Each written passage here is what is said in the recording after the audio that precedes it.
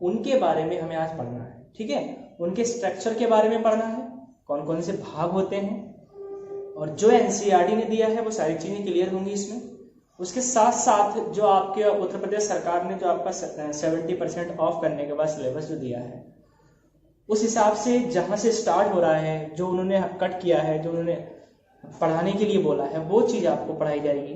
ठीक है, तो पहली बात तो आप ये सीखिए कि फ्लावरिंग प्लांट क्या होते हैं। तो ऐसे प्लांट्स, ऐसे पौधे जिनमें पुष्प आते हैं। तो बात किसकी हो रही है फिर यहाँ पे? आवृत्तिबीजी की, कहने का मतलब एंजियोस्पर्मिक प्लांट की। जो एंजियोस्पर्म है, हमारा एक जो क्लास अलग है, ठीक है, प्लांटिंग किंगडम जो है उसमें आपका जो अलग है क्लास जो दिया है एंजियोस्पर्मिक प्लांट, आवृत्तिबीजी पौधे। तो इसमें सारे के सारे आवृत्तिबीजी पौधे आएंगे, उनकी संरचना पढ़ेंगे, फल पढ़ेंगे, इसमें फल कैसे बनते हैं, उसके अंदर सीड कैसे बनते हैं, पुष्प क्रम क्या होता है।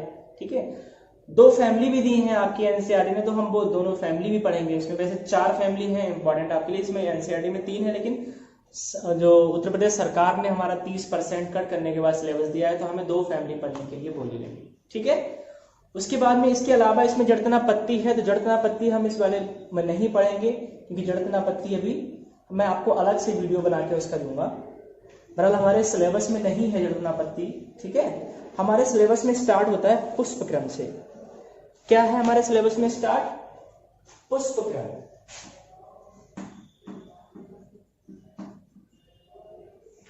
जिसे हम इनफ्लोरेसेंस कहते हैं।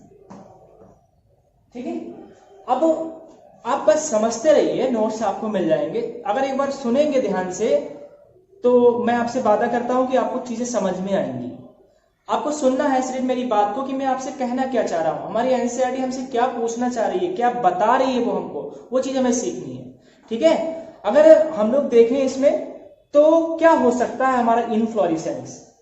तो इनफ्लोरेसेंस का मतलब ये होता है कि देखिए, मानिए कि किसी भी प्लांट में, किसी भी पौधे में फ्लावर का अरेंजमेंट, जो आपके फ्लावर होते हैं, बहुत सारे फ्लावर होते हैं, आपको पता है कई सारे फूल होते हैं पौधे में, तो उनका अरेंजमेंट कैसा है, कैसे वो एक दूसरे से लगे हुए हैं, कहाँ कहाँ स्थित हैं, बस इस अरेंजमेंट को ही हम लोग क्या बोल देते हैं? इनफ्लोरेसेंस बोल देते हैं, अरेंजमेंट ऑफ फ्लावर। ठीक है, ये क्या है आपका? क्या है? पुष्प क्रम है। ठीक है, और कहां पे लगा है? तो एक अक्ष होता है ना, पुष्पीय अक्ष, यानी टहनी मान लीजिए, जिसे मान लीजिए, देखिए मैं डायग्राम से समझा रहा हूं। ये हमारी क्या है? एक अक्ष, इस पे ये क्या लगे होंगे? देखिए ये फ्लावर लगे, ये क्या है आपके? ये फ्लावर।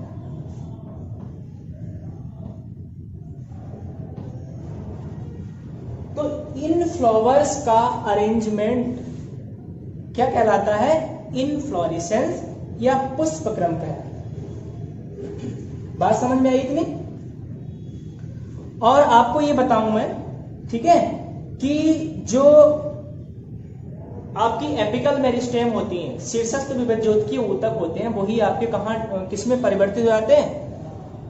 फूलों में या फ्लावर्स में परिवर्तित हो जाते हैं, जो कि आपके एनसीईआरटी ने पहली लाइन इसमें यही लिखी। ठीक है, और क्या लिखा है कि लंबाई में नहीं बढ़ते हैं, एक अक्ष पर ही स्थित हो जाते हैं। मैंने आपको क्या बताया कि एक फ्लोरल एक्सिस, यानी पुष्पीय आपका जो अक्ष है, उस पे क्या है, जो फ्लावर्स हैं उनका अरेंजमेंट है, वो पुष्प क्रम कहलाता है। यह बात आपको सीखनी होगी, याद में रखनी। ठीक है, अब और अगर हम पुष्प में देखें, इनफ्लोरेसेंस का मतलब देखो, इसमें टाइप भी दिए हैं इसके। ठीक है, क्या क्या होते हैं? तो इसके टाइप देखिए, ये तो हो गई हमारी डेफिनेशन। डेफिनेशन क्या हो गई कि फ्लावर मतलब कि फ्लावर एक्सिस पे या पुष्पीय अक्ष पे पुष्पों का अरेंजमेंट किस तरीके से वो एक दूसरे से लगे हुए हैं, ठीक है, उसे हम पुष्प क्रम कहते हैं। अब अगर इसमें देखें तो ये क्या होता है, अब इसके टाइप दिए हैं पुष्प क्रम के, किसके आधार पर? वृद्धि करने के आधार पर, ग्रोथ के आधार पर ये कितने प्रकार के होते हैं। तो इसके प्रकार देख लीजिए। प्रकार आपके एनसीईआरटी ने सिर्फ 2 ही दिए हैं इसमें, एक दिया है असीमाक्षी और सीमाक्षी, मैं हिंदी इंग्लिश दोनों बताऊंगा। असीमाक्षी और सीमाक्षी। असीमाक्षी को हम लोग इंग्लिश में रैसमोज बोलते हैं। क्या बोलते हैं? और सीमाक्षी को हम लोग साइमोज बोलते हैं। पूछा जाता है कि अब जब आप फैमिलियां पढ़ेंगे तब उसमें आपको ये चीज मतलब इसकी नीड होगी हमें कि रैसिमोज क्या होता है इन्फ्लोरेसेंस में, उसका हेडिंग पड़ता है ना इन्फ्लोरेसेंस, आप पढ़ेंगे तो जानेंगे। और उसके बाद में साइमोज इन्फ्लोरेसेंस होता है। तो दो होते हैं दोनों में, एक बस अंतर इनमें देख लीजिए क्या अंतर होता है इन दोनों में।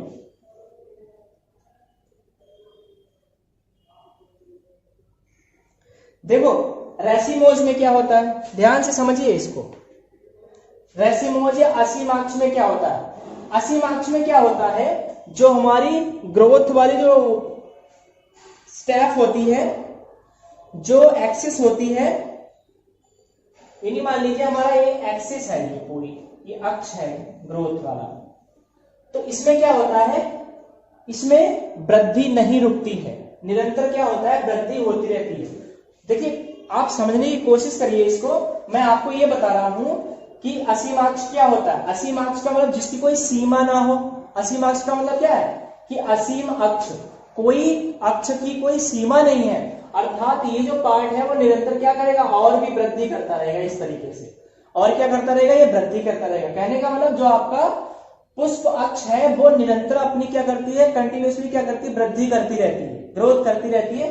तो इस प्रकार का जो पुष्प क्रम होता है उसे रैसिमोज या असीमाक्ष कहते हैं। इसके जस्ट अपोजिट क्या होता है, इसके जस्ट अपोजिट आपका क्या होता है, जिसमें लिमिटेड ग्रोथ होती है। मतलब कि साइमोज में क्या होगा, साइमोज में बेटे यहां पे ये होगा कि साइमोज टाइप का जो पुष्प क्रम होता है उसमें जो आपका पुष्प अक्ष होता है, यानी फ्लोरल एक्सिस जो होती है, उसकी वृद्धि लिमिटेड टाइम के लिए होती है, लिमिटेड लेंथ तक होती है, उसके बाद में उसकी वृद्धि रुक जाती है। तो इस प्रकार का जो आपका पुष्प क्रम है वो क्या कहलाएगा, सीमाक्ष साइमोज कहलाएगा। ठीक है।